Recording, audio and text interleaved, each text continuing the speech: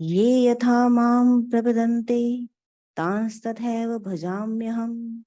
मम वर्तमानुवर्तन्ते मनुष्याः पार्थ सर्वशः।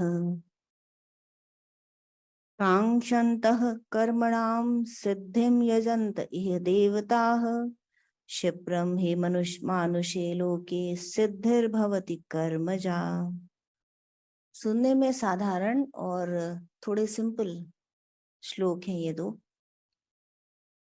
और जैसा कि हमेशा मैं कहती हूँ आपसे कि जो सिंपल है वही प्रोफाउंड है, तो वही बात इस दो श्लोक में लागू होती है। 11वां श्लोक भगवान कहते हैं कि हे अर्जुन, जो भक्त मुझे जिस प्रकार भजते हैं मैं भी उनसे उसी प्रकार भजता हूँ। और क्योंकि सभी मनुष्य हर प्रकार से मेरे मार्ग का ही अनुसरण करते हैं। और 12वें श्लोक में भगवान बताते हैं कि जो लोग मुझे तत्व से नहीं जानते वे इस मनुष्य लोक में कर्मों के फल को चाहते हैं और वे देवताओं का पूजन यजन करते हैं। और ऐसा करने से उन्हें शीघ्र ही, क्योंकि यह मनुष्य लोक है, तो शीघ्र ही कर्मों के फल की प्राप्ति होती है और वो अनेक सिद्धियों का अर्जन कर लेते हैं। तो ये दोनों श्लोक आपस में कंबाइन किए हैं यहाँ मैंने, एक से दूसरे का कनेक्शन है। और कैसे बात पूरी होती है दूसरे श्लोक में, आगे के श्लोक भी कंटिन्यूएशन में ही है, पर ये दो श्लोकों को लेकर के हम एक साधारण और गहन विषय को जानने का प्रयास करेंगे। तो जो पहला श्लोक है कि जो मुझे जिस प्रकार भजता है मैं भी उसे उसी प्रकार भजता हूँ या देखता हूँ या फल देता हूँ या उसके ऊपर उसी प्रकार का अनुग्रह करता हूँ। आप इसको किसी भी तरह पकड़ सकते हैं। और क्योंकि सभी मनुष्य मेरे ही मार्ग का अनुसरण करते हैं, अलग अलग तरह से भजने वाले लोग, ऐसा नहीं है कि वो किसी ऐसे पथ का अनुसरण कर रहे हैं जो मुझ तक नहीं पहुंचता। जो भी कर रहा है वो मेरे ही मार्ग का अनुसरण कर रहा है। यदि कोई क्रिश्चियन है, यदि कोई बुद्धिस्ट है, या यदि कोई किसी और धर्म का पालन करने वाला है, तो ऐसा नहीं कि वो मेरे मार्ग का अनुसरण नहीं कर रहा, वो मेरे ही मार्ग का अनुसरण कर रहा है। व्हाट डज इट मीन कि मैं यहाँ पर कौन है? भगवान जो परमात्मा है, एक हुई जीवात्मा जो हम सबके अंदर है, और एक हुआ परमात्मा जो सर्वत्र और इस सबसे ऊपर है। कि जैसे भगवान ने कहा कि पर्वतों में मैं सुमेर हूं, तो सब पर्वत, सभी पर्वत हैं, लेकिन उनका जो अधिष्ठाता है उनके ऊपर जो, जैसे प्रजा और राजा में क्या भिन्नता है कि दोनों ही जीवात्मा है, वो भी मनुष्य है और वो भी मनुष्य है, लेकिन उनका अधिपति है। तो ठीक इसी तरह विभिन्न जीवात्माओं का जो अधिपति है वह परमात्मा, और वह परमात्मा किस प्रकार बता रहा है कि जो भी कोई जिस भी मार्ग से ट्रेवल कर रहा है उसमें भिन्नता मत करिए। सबसे पहले आप ये मत देखिए कि वो लोग और हम, ये यहाँ पे बहुत बार ये बात उठती है, जाने अनजाने आप लोग कह जाते हैं। हम बात तो करते हैं अद्वैत की, हमारा पथ अद्वैत का है, लेकिन जाने अनजाने आप लोगों के मुंह से निकल जाता है वो लोग और हम लोग। तो ये क्या है? वो लोग कौन और आप लोग कौन? फिर वो चाहे धर्म की बात हो या किसी और गुरु प्रथा की बात हो। तो सबसे पहले ये कि वो भगवान क्या बता रहे हैं आपको कि वो मेरे ही मार्ग का अनुसरण कर रहा है। उसका करने का तरीका अलग हो सकता है, पूजा विधि अलग हो सकती है, आराधना विधि अलग हो सकती है, सोच और विचारधारा अलग हो सकती है, लेकिन फिर भी मैं इतना विस्तृत हूं कि वो मेरे ही मार्ग का अनुसरण कर रहा है, क्योंकि मेरे अलावा कोई मार्ग है ही नहीं। सभी नदियां किसी भी मार्ग से जाएं पहुंचेंगी अंत में समुद्र के अंदर ही। तो कोई भी मार्ग ले ले, लेकिन उसका लक्ष्य अंतिम मैं ही हूं। तो पहली बात यह कि तुम उसमें डिफरेंशिएट मत करो, एसेंस पे जाओ, गहराई में देखो। नाम अलग अलग होने से कुछ नहीं होता। अब दूसरी बात जो है कि जो भी जिस भी प्रकार मुझे भज रहा है मैं उसे उसी प्रकार देखता हूँ। ये बहुत समझने वाली बात है कि इसका अर्थ क्या है। एक बार एक संत ने मुझसे ये बात कही थी कि आप मुझे जैसे देखेंगे मैं आपको उसी प्रकार देखूंगा। तो मैं बहुत देर तक सोचती रही कि इस बात का अर्थ क्या है कि आप मुझे जैसे देखेंगे मैं आपको उसी प्रकार देखूंगा। तो यदि पिता के भाव से देखेंगे तो वो हमें पुत्री के भाव से देखेंगे, यदि हम उनसे भाई के भाव से देखेंगे तो वो हमें बहन के भाव से देखेंगे। तो ये बात समझ में आई थी उस समय, लेकिन अब एक और नया गहरा अर्थ समझ में आता है इस बात का कि इतने से बात पूरी नहीं होती, क्योंकि ये तो हम संबंधों के दायरे में देख रहे हैं और नाते रिश्ते के ये संबंध फिर कहीं ना कहीं जाकर के हमें बांधते हैं, हमें सीमित करते हैं। तो सोच का एक दूसरा तरीका होता है कि हमारे शास्त्रों में नवधा भक्ति बताई गई है कि भगवान को लोग भजते हैं तो किस किस प्रकार से, तो 9 रूपों की भक्ति है और भागवत पुराण में इसका वर्णन आता है। शबरी से भगवान कहते हैं कि लोगों में एक प्रकार की भक्ति होती शबरी, लेकिन तुम्हारे अंदर पूरी की पूरी नवधा भक्ति है।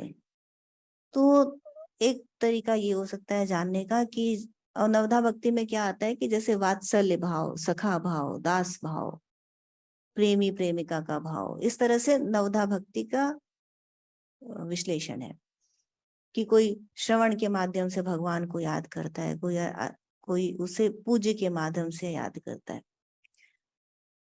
तो फिर अगेन ये आ जाता है कि यदि हमने भगवान का दास, जैसे हनुमान जी की भक्ति क्या थी, तो दास भाव की भक्ति थी।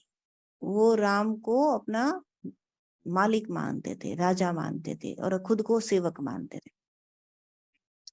सूरदास के अंदर भक्ति थी, तो उनको आंखें नहीं थी लेकिन भगवान ने दर्शन दिए, फिर भी उनको दिखते थे भगवान। और कौशल्या की भक्ति देखें, यशोदा की भक्ति देखें, तो वात्सल्य भाव की भक्ति थी। भगवान को पुत्र रूप में चाहते थे और उनको मिले भगवान पुत्र रूप में। पर कहीं ना कहीं फिर भी कुछ रह जाता है,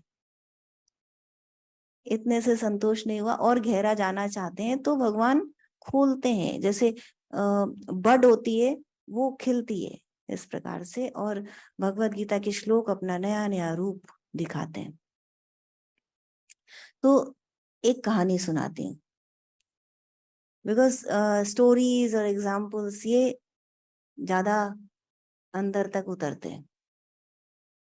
तो एक एक कहानी है और एक जगलर था। हो सकता है कि आप लोगों ने कहीं पर सुनी हो या पढ़ी हो। तो एक जगलर था, उसकी कहानी है, आर लेडीज जगलर कहानी का टाइटल था, और किसी मिस्टर फ्रांस की लिखी हुई है ये कहानी। तो एलनबी उसका नाम था जगलर का। और वो जगलर होते हैं ना, ऐसे बॉल उछालते हैं, बहुत सारे बॉल, 6-8 बॉल नचाते हैं हाथ में और चाकू उछालते हैं इस तरह से। तो किसी फॉरेन लैंड पे रहता था वो, वेस्टर्न कंट्री में, और ठंडा देश था। तो अपना पेट पालने के लिए वो जगलिंग करता था। एक कारपेट लेके घूमता था, छोटा सा रोल्ड अप कारपेट, उसके अंदर अपने नाइव्स और अपने बॉल रखता था। तो जहाँ पे उसे लोग दिखाई देते वहां पे वो कारपेट खोल के बिछाता ग्राउंड के ऊपर और जगलिंग करना शुरू करता। तो शुरू में लोग ध्यान नहीं देते थे, लेकिन जब उसके गोल्डन बॉल शाइन करते सूर्य के प्रकाश में, और जब वो फिर सर के बल खड़ा हो जाता था, किसी छोटी सी प्लेट के ऊपर खड़ा हो जाता था और नाइव्स उछालने लगता था, तो लोग उसकी तरफ अट्रैक्ट होते थे, उसको अप्रिशिएट करते थे और उसके कारपेट पे वो पैसे डालते थे। तो इस तरह से उसको मिल जाता था कुछ खाने भर को और वो उससे संतुष्ट रहता था। फिर वो 2-3 बार 4 बार एक जगह पे खेल करता, जब देखता कि लोग बोर हो गए हैं, अब उनके खेल को उतना पसंद नहीं कर रहे, तो वहां से थोड़ा मूव कर जाता था, अगले गांव में चला जाता, अगली शहर में चला जाता और फिर अपने खेल दिखाता था। कभी कभी जब अधिक ठंड पड़ती थी तो वो खेल नहीं कर पाता था, क्योंकि ग्राउंड बहुत सख्त हो जाता था बर्फ जम जाती थी तो उसके ऊपर उसे खड़े होने में दिक्कत होती थी, सर के बल खड़े होने में, और लोग भी कलेक्ट नहीं होते थे तो उसको उतने पैसे नहीं मिलते थे, कभी कभी उसको भूखे भी सोना पड़ता था। लेकिन वो मदर मैरी का भक्त था और उसके दिल में हमेशा उन्हीं की याद रहती थी, और वो उनको याद करके कि यदि भूखा भी सुलाया है तो आपने सुलाया, यदि खाना भी दिया है तो आपने दिया है, और वो अपना काम करता था। उसने शादी नहीं करी, उसको कोई इच्छा भी नहीं थी, तो ही वॉज दैट सिंपल। एक दिन वो जा रहा था एक गांव से दूसरे गांव, तो साथ में उसे एक पादरी मिले, वो भी जा रहे थे, तो साथ साथ चलने लगे ये लोग। तो पादरी ने उसको पूछा कि तुम क्या करते हो, और तो जगलर ने बताया कि मैं ऐसे ऐसे काम करता हूँ। और तो उन्होंने बोला तुम अपने काम से खुश हो, तो उसने कहा हाँ मैं अपने काम से खुश हूँ, क्योंकि ये काम मुझे खाना देता है, तो मुझे इससे अच्छा कोई काम नहीं लगता है। तो पादरी ने कहा रुको बेटा, ऐसे नहीं बोलो कि इससे अच्छा कोई काम नहीं है, क्योंकि मैं जो काम करता हूँ उसमें मुझे बहुत अधिक संतोष मिलता है, और मैं भगवान का नाम लेता हूँ, उनके हम लोग वहां रहते हैं चर्च के अंदर, और बहुत ही संतुष्ट जीवन है वो। तो जगलर ने कहा कि मैं क्षमा चाहता हूँ कि मैंने आपको ये बात कही, और आप निसंदेह आप मेरे से कहीं उच्च कार्य कर रहे हैं, और मेरा काम तो उसके कहीं भी बराबर नहीं आता। यदि मुझे चर्च में रहने मिल जाए, यदि मैं मॉनेस्ट्री की लाइफ लीड कर सकूं, तो मेरे लिए इससे अच्छा कुछ नहीं होगा। तो पादरी ने उसके अंदर वो चीज देखी कि इसके अंदर इनोसेंस है, इसके अंदर भगवान के लिए भक्ति है, वो तड़प है, वो जिज्ञासा है, उनको पाना चाहता है। तो उसने उसे ऑफर किया कि ठीक है, मैं तुम्हें मॉनेस्ट्री में ले जा सकता हूँ और तुम वहां रह सकते हो यदि तुम चाहो। तो वो तुरंत तैयार हो गया और उनके साथ चला गया।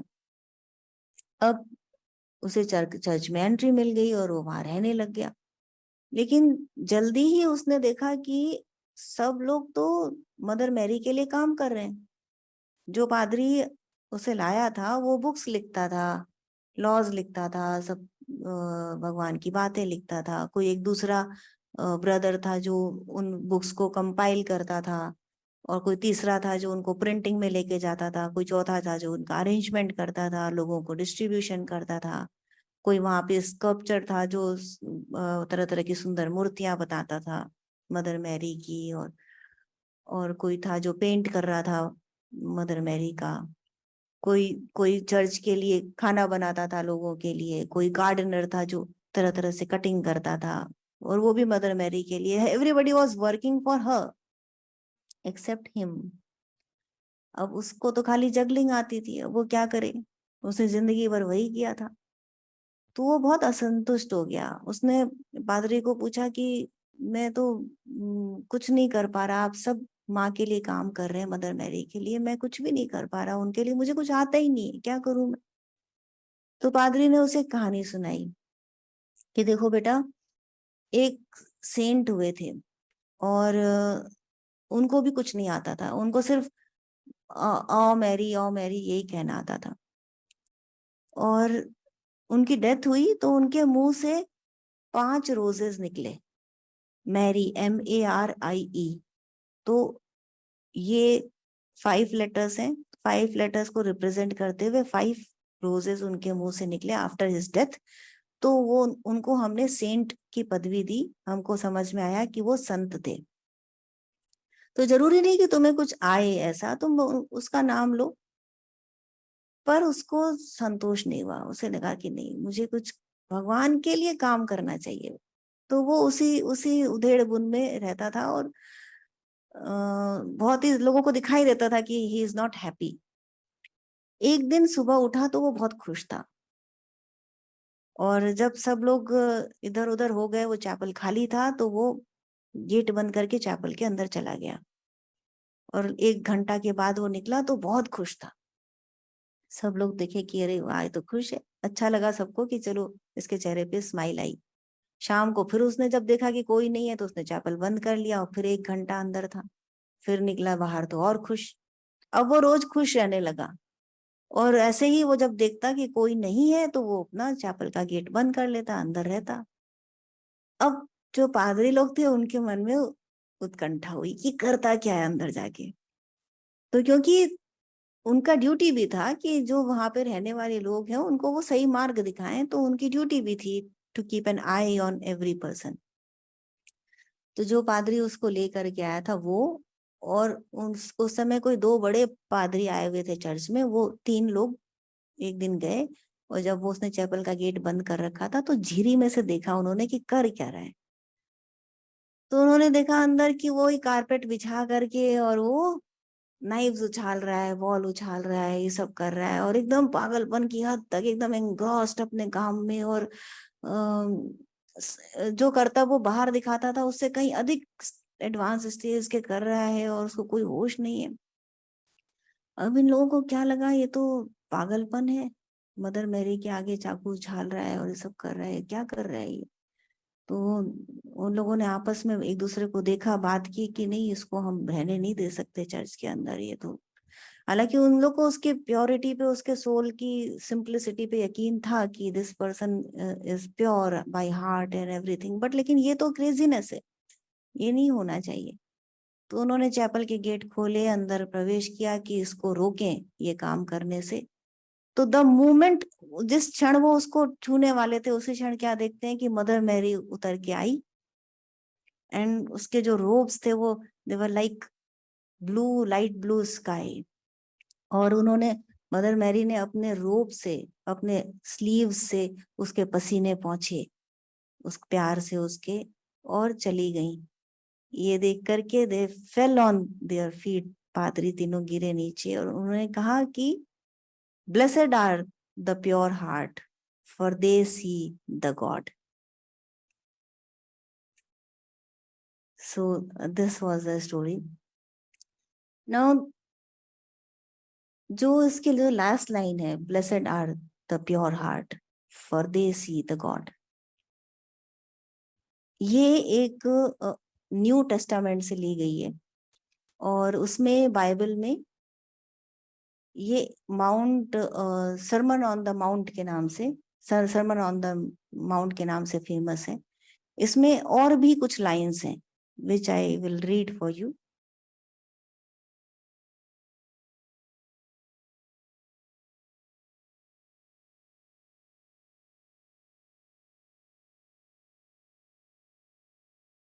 So, and seeing the multitudes, he went up into a mountain. He means Christ. Into a mountain, and when he was set, his disciples came unto him. Blessed are the poor in spirit, for theirs is the kingdom of heaven.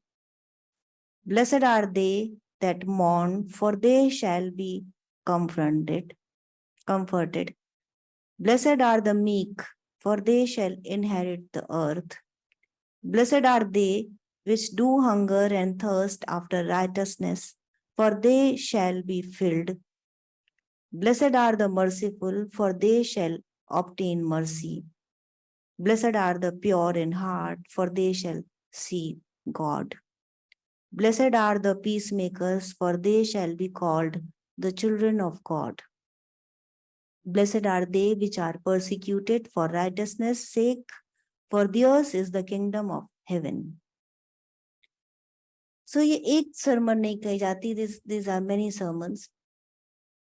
ना जो हमने अभी श्लोक पढ़ा और ये, इनके बीच क्या कनेक्शन है। तो पहली बात जो मैंने कही थी कि डिफरेंशिएट मत करिए, we and they, we as Hindu and they as Christians. हमारे गुरुओं ने साफ कहा है कि there is no difference. Bhagavad Gita कह रही है देयर इज नो डिफरेंस। तो आप कौन होते हैं डिफरेंशिएट करने वाले। तो जो रिजिड हैं, जिनके दिमाग में अभी भी ये है कि हम क्रिश्चियनिटी की से क्यों सीखें, यदि ऐसा कुछ है तो चेक योरसेल्फ। ठीक, अब बाइबल से ये बात उठाई क्योंकि वहां पे मुझे मिल गई। कोई भी ऐसा क्राइटेरिया नहीं है कि वहां से क्यों उठाई, यहाँ से क्यों उठाई। हम भगवत गीता और बाइबल को कंपेयर कर रहे हैं, so we are the blessed ones. अब इसमें देखिए कि जो गीता क्या कह रही है कि जो मुझे जिस प्रकार भजता है मैं उसे उसी प्रकार भजता हूं या उस पर उसी प्रकार अनुग्रह करता हूं। तो किस प्रकार? यदि हम भगवान को पिता रूप में देखते हैं तो वो हमें पुत्र रूप में देखते हैं। जो मैंने बताया कि ये एक तरीका हो सकता है देखने का। वो बहुत से भगवत गीता के बहुत से एक्सप्लेनेशन हो सकते हैं, आप किसी भी तरह देख सकते हैं। तो मुझे ये ठीक लग रहा है ये एक्सप्लेनेशन की मे भी भगवान यही कह रहे हो क्या? Blessed are the meek for they shall inherit the earth. Now meek का अर्थ क्या है? ओल्ड इंग्लिश में मीक मीन्स हम्बल। हम्बल कौन होता है? And they shall inherit the earth, what does it mean? अब यहाँ पर आप डिफरेंस देखिए कि आप किस तरह भगवान को भज रहे हैं और भगवान आपको किस तरह उसका फल दे रहे हैं। इसका बहुत ही गहरा मीनिंग यहाँ मिलेगा आपको। Humble, who is humble? Humble वो नहीं है जिसको हम दीन दुखी कहते हैं, वो हम्बल नहीं है। वो तो अपनी कठिनाइयों के कारण हम्बल है। No, not that. And he shall या see shall, they shall inherit the earth, what does it mean? Earth क्या है? कोई जमीन का टुकड़ा नहीं है earth. What is earth? What does it mean? Earth is your प्रकृति। तो हम्बल कौन है? जो निरहंकार है, जिसने अपना अहम छोड़ा है, वो हम्बल है। जिसने अहंकार छोड़ा है वो हम्बल है। कि जिसके अंदर अपना देह भाव भी नहीं रहा, वो हम्बल है। और वो इनहेरिट करता है अर्थ को। कैसे? कि जैसे इनहेरिट कैसे करते हैं? आप अपने फादर से इनहेरिट करते हैं ना। तो inherit the land, inherit the अर्थ का क्या अर्थ हुआ? कि वो ईश्वर के समकक्ष आ जाता है और पिता से उस प्रकृति को प्राप्त करता है। कौन? जो अपने आप अपना अहंकार छोड़ देता है, अपना जीव भाव छोड़ देता है। जो जीवात्मा अपने जीव भाव का त्याग कर देती है, दैट इज हम्बल। और तब वो क्या होता है? जो परम पिता परमात्मा है उससे उस प्रकृति का ग्रहण कर लेती है। जैसे अब आध्यात्मिक लैंग्वेज में कहते हैं ना कि जब कोई इतना ऊपर उठ जाता है कि ब्रह्म ज्ञानी हो जाता है तो प्रकृति उसके अधीन हो जाती है। This is the meaning of these words. कि निरहंकार, अहंकार का पूरी तरह से त्याग किया हुआ जो व्यक्ति है वो हम्बल है। और वो कैसे? दे शैल इनहेरिट द अर्थ।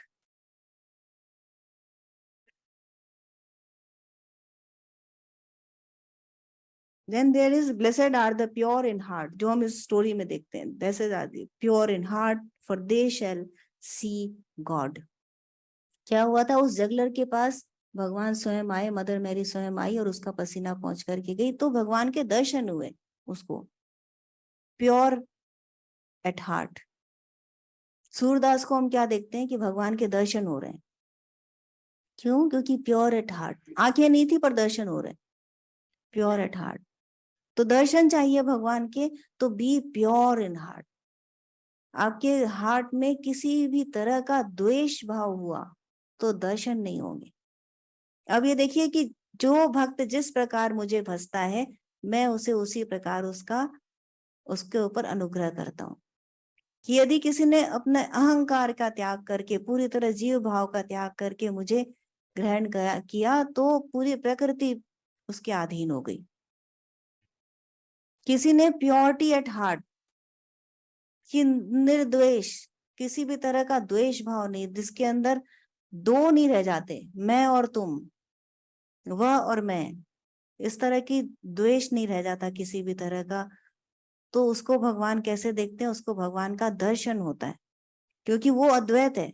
भगवान द्वैत में स्थित नहीं है। तो अद्वैत को अपनी आंखों से, अपने नजरिए से, अपने परसेप्शन से हटाना होगा, तब भगवान के दर्शन होंगे। तो भगवान उसे दर्शन देते हैं। So blessed are the pure at heart for they shall see God. Then blessed are the merciful for they shall obtain mercy. जो दूसरों पे कृपा करते हैं उनके ऊपर भगवान खुद कृपा करते हैं, और उनकी कृपा से क्या होता है, कुछ भी ऐसा नहीं जो प्राप्त नहीं किया जा सकता। कृपा करने का अर्थ क्या है कि अनकंडीशनल लव फॉर एवरीवन, सबके ऊपर कृपा करना। तो कृपा उस तरह की नहीं होती कि आपने सोचा इसको ये देना चाहिए कि नहीं देना चाहिए, ये कृपा नहीं है। यहाँ लॉजिक्स आ गए। कृपा होती है संत की, जो दयालु होते हैं, जो जो दिखा सामने कि इसको जरूरत है, उसके ऊपर कृपा बरस गई, बिना किसी लॉजिक के, बिना किसी डिफरेंशिएशन के, और तब उसके ऊपर भगवान कृपा करते हैं। उसी प्रकार कि वो ये नहीं सोचते कि तुम उसके अधिकारी हो कि नहीं, उस तुम्हें मिल जाता है। समीकरण लगाते हैं ना सभी लोग कि मैंने तो इतने खराब काम किए, मैं इसका अधिकारी हूं कि नहीं हूँ, पता नहीं भगवान मुझे देंगे कि नहीं, मैंने इतने गलत काम किए। पर यदि आपके हृदय से कृपा का स्रोत बह रहा है तो भगवान आपके ऊपर कृपा करेंगे, बिना ये देखे हुए कि तुमने कितने पाप कर्म किए, तुम्हें अधिकार है कि नहीं इस बात का। तो ये सरमन पूरी पढ़िएगा और तब देखिएगा कि किस तरह से जिस प्रकार जो भजता है भगवान उसको उसी प्रकार देखते हैं, इसका क्या अर्थ है। And you will get deeper meanings and deeper sense of the श्लोक। अब इसी कंटिन्यूएशन में हम आगे देखते हैं। तो भगवान क्या कह रहे हैं कि जो मनुष्य तत्व से मुझे नहीं जानते वो क्या करते हैं, वो कर्मों के फल को चाहते हैं और देवताओं का पूजन करते हैं और उन्हें सिद्धि मिलती है, जो शीघ्र ही मिलती है क्योंकि यह मनुष्य लोक है। अब परमात्मा और देवता के बीच क्या अंतर है, इस ये बात को समझा जा सकता है इन दो श्लोकों को यदि हम कंबाइन करते हैं। तो परमात्मा से क्या मांगा जा रहा है और परमात्मा से किसकी प्राप्ति हो रही है। देखिए, एक जगलर जो इतनी मेहनत से काम कर रहा है रात दिन, तो यदि वो प्योर एट हार्ट नहीं होता तो क्या मांगता कि हे भगवान मुझे इस जीवन से मुक्ति दे दो, कि मुझे थोड़ा सा बेटरमेंट दे दो लाइफ में, कि मैं आराम से कमा सकूं, कि आराम से पेट भर के खाना खा सकूं, कि मेरा परिवार हो जाए। जनरल साधारण आदमी यही मांगता है, but he was so pure at heart कि जो भी कुछ भगवान ने दिया है उसको एक्सेप्टेड है एज इट इज। अब हिंदुस्तान में जो हिंदू और क्रिश्चियंस की बात है ना, तो हिंदुस्तान में हिंदू धर्म के अंदर हमारे यहाँ देवी देवता बहुत हैं, और सभी देवी देवता, अच्छा ये चाहिए तो इसकी पूजा करो, धन चाहिए तो लक्ष्मी जी हैं, विद्या चाहिए तो सरस्वती देवी हैं, बुद्धि चाहिए तो श्री गणेश हैं, स्वास्थ्य चाहिए तो हनुमान जी हैं। अब ये जरूर याद रहेगा आप लोगों को कि क्या किसके लिए क्या कहा गया था, तो will go and pray and you get it. ये भगवान कह रहे हैं, मैं नहीं कह रही हूँ। 12वें नंबर के श्लोक में 4थे अध्याय में कि देवताओं का पूजन करते हैं जो लोग तत्व से मुझे नहीं जानते, वे देवताओं का पूजन करते हैं, they get it very fast. तो आपने प्रॉपर विधि से यदि किसी देवता का पूजन किया, वेदों में वर्णित है कर्म कांड, तो आपको उसका फल मिलेगा। ये सेट पैटर्न है कि जैसे आपने टेबल सरकाई फोर्स से तो आगे जाएगी, उसी तरह से इसमें कोई किंतु परंतु नहीं है कि विधि विधान से आपने यदि देवता का यजन किया तो आपको इच्छित फल की प्राप्ति होगी, और शीघ्र होती है क्योंकि ये मनुष्य लोक है। मनुष्य लोक में कर्म बंधन में ही है, मनुष्य लोक कॉज एंड इफेक्ट पे चलता है। तो आपने किया, आपको मिला। पर ऐसा कौन करता है, वो जो परमात्मा को तत्व से नहीं जानता वो करता है।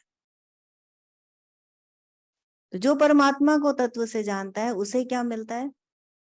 एक और स्टोरी याद है ना, गरीब था, वो गया भगवान से मांगने के, राजा के पास जाऊंगा आज मांगने के लिए, और उसे रास्ते में अनार मिले।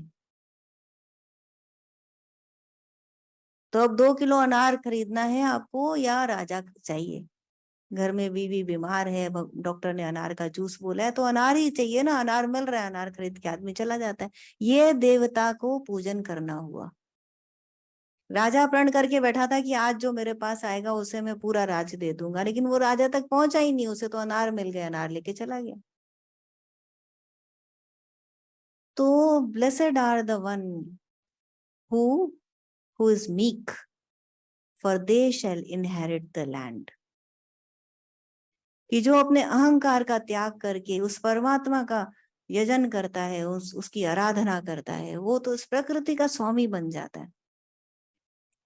लेकिन उतनी बड़ी दृष्टि नहीं होती सबकी, तो वो क्या करते हैं, वो अपने छोटे से शरीर में सीमित रह के अपने छोटे से परिवार को, अपनी छोटी छोटी आवश्यकताओं को देखते हैं, और उन्हीं के संतुष्टि के लिए, उन्हीं सब सहायता के लिए देवताओं का यजन पूजन किया करते हैं, और उनको वही मिलता है। तो जो तुम चाहते हो तुम्हें मिलता वही है, फिर तुम क्यों रोते हो? तुमने स्वास्थ्य चाहा, कोई बीमार हुआ घर में, तुमने रोना मचाया भगवान के आगे कि वो ठीक हो जाए, तो वो ठीक हुआ। फिर परमात्मा के दर्शन की बात मत करो, फिर उसे जानने की बात मत करो।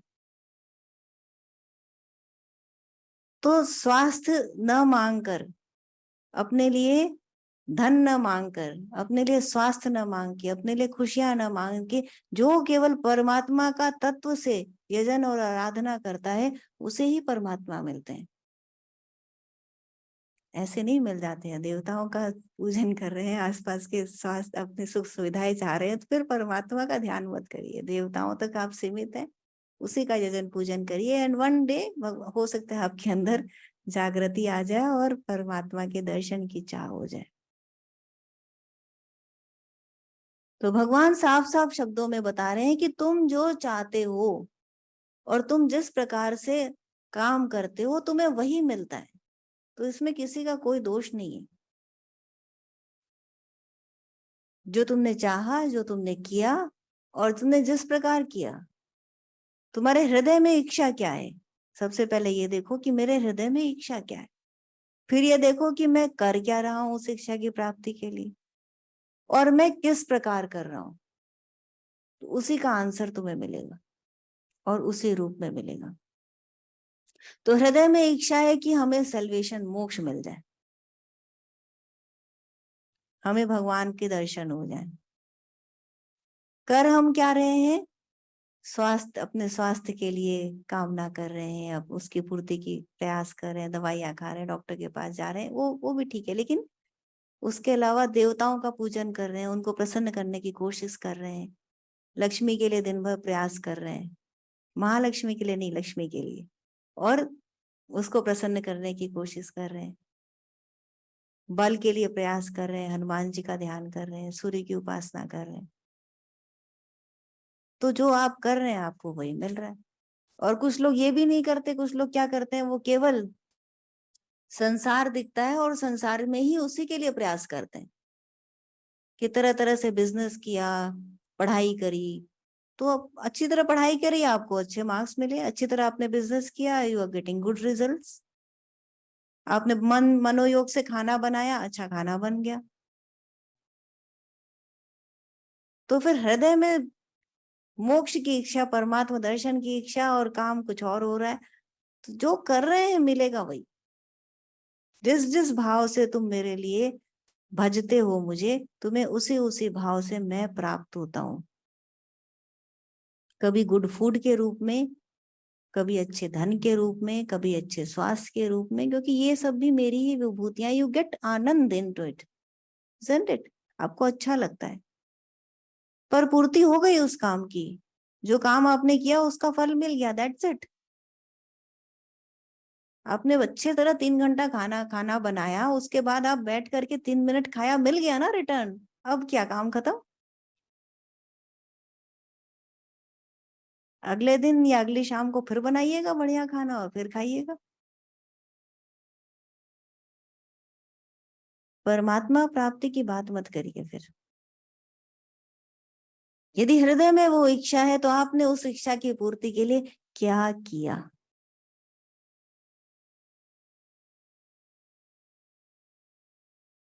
तो जो जैसा है, जो जैसा कर रहा है, मैं उसे उसी भाव से बसता हूँ, उसी भाव से मिलता हूँ। मैं किसी के संग पक्षपात नहीं करता, भगवान कहते हैं। मेरे लॉज, मेरे नियम पूरी तरह सत्य हैं सबके लिए, सब उसी के अंदर आते हैं। You will get what you want. जय श्री कृष्ण।